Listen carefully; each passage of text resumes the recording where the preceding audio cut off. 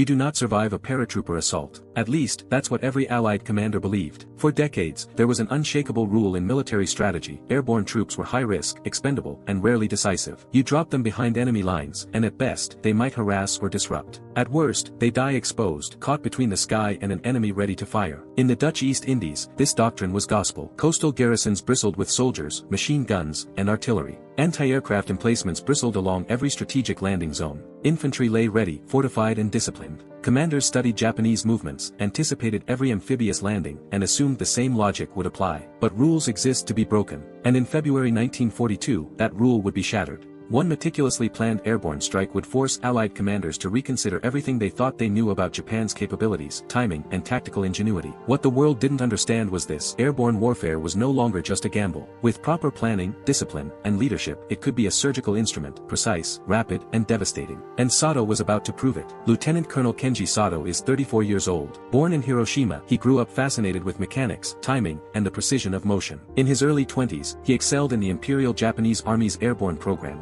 mastering not only the theory of vertical assault but the practical challenges of landing hundreds of soldiers in hostile territory. His superiors described him as meticulous, borderline obsessive, but also calm under stress, a rare quality when lives literally hang in the balance. By early 1942, the Pacific War had reached a critical point. Japanese forces had stormed through Malaya, Singapore, and Borneo. Now, the Dutch East Indies, rich in oil, rubber, and strategic ports, were the next prize. Allied commanders assumed Japan would use traditional amphibious assaults, ships, naval bombardments, long and predictable troop movements. No one anticipated airborne operations deep behind their strongest defensive lines. Sato's 1st Yokosuka Airborne Regiment, 240 men divided into 2 waves of 120, is assigned a high-stakes mission: seize the Laha airfield on the northern tip of Ambon Island. Strategically, Laha is vital. Whoever controls it controls supply lines, projecting air power across the surrounding islands. Failure could delay Japanese operations by weeks. Success could make the difference between a rapid conquest and a prolonged, bloody campaign. You are standing in Sato's position now. Dawn breaks over Morotai, the engines of the transport planes humming in the distance. You feel the tension radiating from the men around you.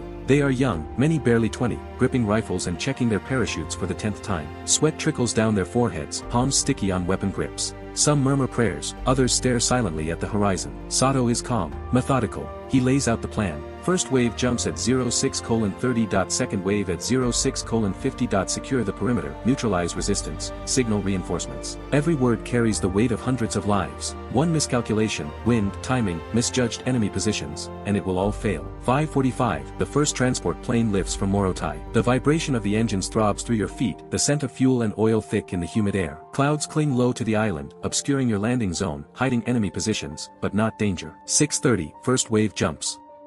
You feel the stomach-churning rush of freefall, the wind whipping against your body, the pressure in your chest tightening. Below, the jungle spreads endlessly. Trees sway, rivers glint, and enemy defenders begin to spot the descending figures. Bullets tear through leaves, machine guns chatter, and the snap of parachute cords cuts through the humid tropical air. You land 50 meters from the northern fence of Laha airfield. The ground is uneven, roots snag your boots. 37 Dutch soldiers fire from the control tower. You sprint forward, clutching your rifle, the sound of gunfire punctuating every heartbeat. Some of your men fall, some dodge, some return fire. In just 17 minutes, the first defensive positions are overrun. 6:50, the second wave jumps. The timing is critical. Too early, and the men collide mid-air. Too late, and the enemy reorganizes. But Sato's calculations are flawless. 1,500 yards from the airfield, a Dutch platoon attempts a counterattack. Sato anticipated it. He orders 2 squads to flank. 1,200 yards. 900. 500. The squads open fire. Panic spreads through the enemy lines. Communications are cut. Casualties, 23 dead, 15 captured. Sato's losses, 12 wounded. The sun is brutal, the humidity thick and suffocating. Sweat drips into eyes, mixes with dust and gunpowder.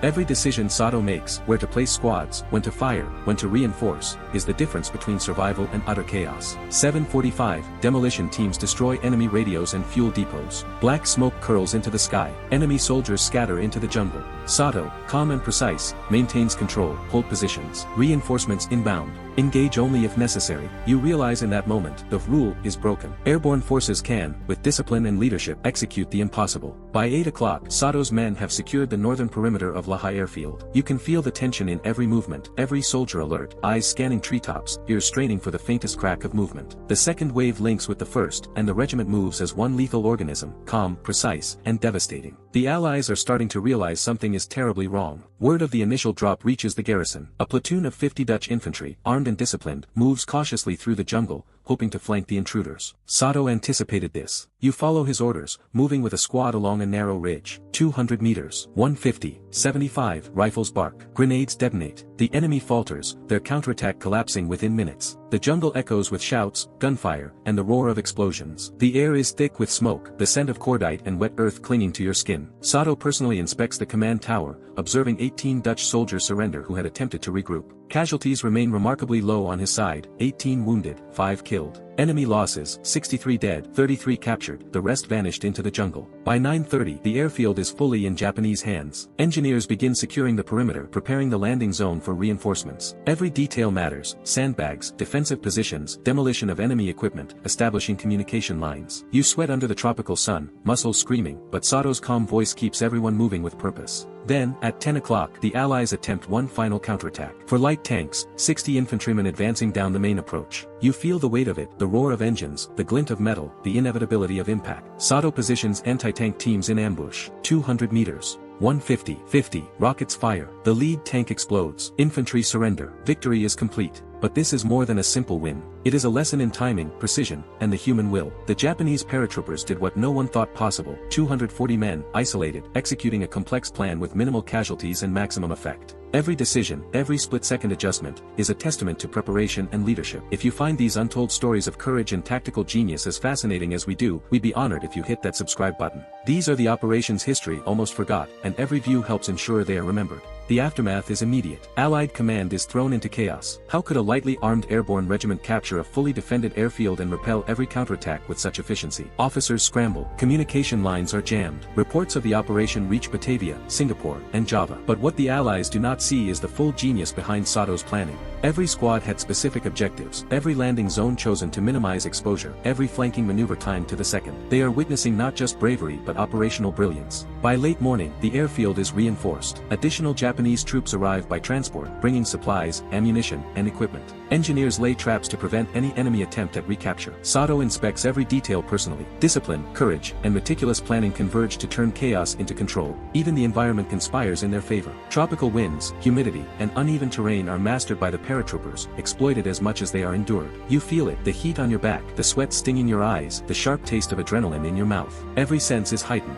Every decision is life or death. By midday, Sato's men are fully prepared for any further counterattack. Morale is high. The enemy is demoralized. What began as an audacious gamble has transformed into a tactical masterpiece. By noon, the shock of Laha has reached the Allied command in Batavia. Reports arrive in a jumble of disbelief: airfield captured, enemy casualties minimal, paratroopers still holding perimeter. Officers stare at dispatches, double-checking numbers. For battalions, fully trained, failed to hold a strategic airfield against a regiment of 240. Panic ripples through command posts. Maps are spread across tables, pins representing troops repositioning in haste. Orders fly out, reinforcements diverted, artillery recalibrated, aircraft reassigned, but it is too late. Laha is secure. You can almost feel the tension in those rooms. Officers argue, some calling it a fluke, others recognizing a pattern. Reconnaissance planes report smoke rising from demolished fuel depots, the faint glint of Japanese rifles, and soldiers moving with coordination previously unseen. Every map line is scrutinized. 240 men, 2 waves, captured airfield intact, 63 enemy dead, 33 captured, dozens missing. The numbers refuse to make sense. How could such a small force succeed with precision, speed, and minimal losses? Meanwhile, Sato continues his methodical consolidation. Patrols fan out along the northern ridge, marking enemy positions, setting ambushes, cutting communication lines. Engineers reinforce the airfield perimeter. Trenches, sandbags, and barbed wire are hastily erected to anticipate any counterattack. You feel the heat of the tropics pressing against your skin, the constant hum of insects, the smell of smoke and cordite. Discipline under pressure is absolute. Every man moves as if guided by a single mind. Sato's. Reports of the raid reach higher Allied echelons. Intelligence officers begin analyzing the operation. They note the timing, the sequencing of the drops, the precision of the flanking maneuvers. For decades, the conventional wisdom held that airborne assaults were suicidal, unpredictable, and unlikely to achieve objectives. Laha shatters that assumption. Commanders realize they are facing a new paradigm. Japanese paratroopers are no longer experimental forces, they are a decisive strategic instrument. The ripple spreads beyond Ambon. In the Moluccas, other garrisons scramble. Commanders reinforce coastal positions, divert troops from other islands, and reposition artillery batteries. Every movement is reactive. The Allies lose the initiative. They are forced into defensive postures, constantly reacting to threats they cannot predict. A few reconnaissance planes spot small Japanese units moving inland, setting up forward positions. Reports of these, ghost soldiers, unsettled troops already shaken by Laha. Sato does not pause. Patrols secure nearby nearby villages, cutting off potential reinforcements. Supply lines are monitored and controlled. Skirmishes erupt, small firefights along jungle paths, sniper duels atop ridges, ambushes on retreating Dutch units. The regiment is stretched thin, but every movement is calculated. Casualties are minimal. Timing and anticipation dominate over brute force. By late afternoon, the strategic consequences become clear. Japanese operations in Ambon accelerate. Airfields previously thought secure are now potential staging areas for further operations. Reinforcements can arrive by plane, not ship, reducing vulnerability to naval interdiction. Supply depots can be captured intact, allowing rapid resupply of advancing units. The success at Laha is studied by Japanese planners. It informs every airborne operation that follows, from Timor to New Guinea. Psychologically, the effect is just as profound. Allied soldiers, once confident in fortifications, now fear attacks from above. Every shadow in the jungle, every rustle in the trees, is a potential threat.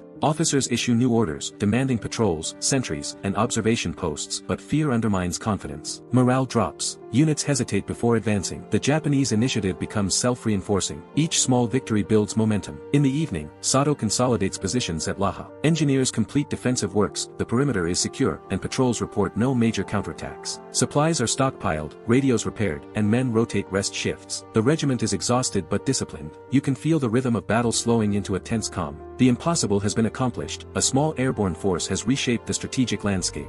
The Allies continue to analyze the operation. Maps, reports, and eyewitness accounts are compiled. Discussions occur in high command: how to prevent a recurrence, how to adapt doctrine, how to counter an enemy that strikes unpredictably. Some propose additional air defenses, others argue for rapid response infantry. But the damage is done, Laha is secure, the Japanese initiative grows, and the psychological impact reverberates far beyond the battlefield. The sun has set on Ambon, but the story of Laha does not end with the day's victory. For Lieutenant Colonel Kenji Sato and his 240 men, the war continues, but the consequences of their actions will echo far beyond the battlefield. You can almost feel the heat of that tropical night, the humidity clinging to fatigued bodies, the faint groans of the wounded, the nervous whispers of soldiers who have survived what few believed was possible. Every man carries the memory of falling bullets, the smell of cordite, the taste of sweat and fear. Every man remembers the precision, discipline, and calm command that carried them through. Sato himself walks the perimeter one last time before night fully claims the airfield. His boots press into the damp soil, the faint rustle of the jungle a constant backdrop. He surveys the positions he has ordered, the squads he has trained and led, the terrain he has conquered.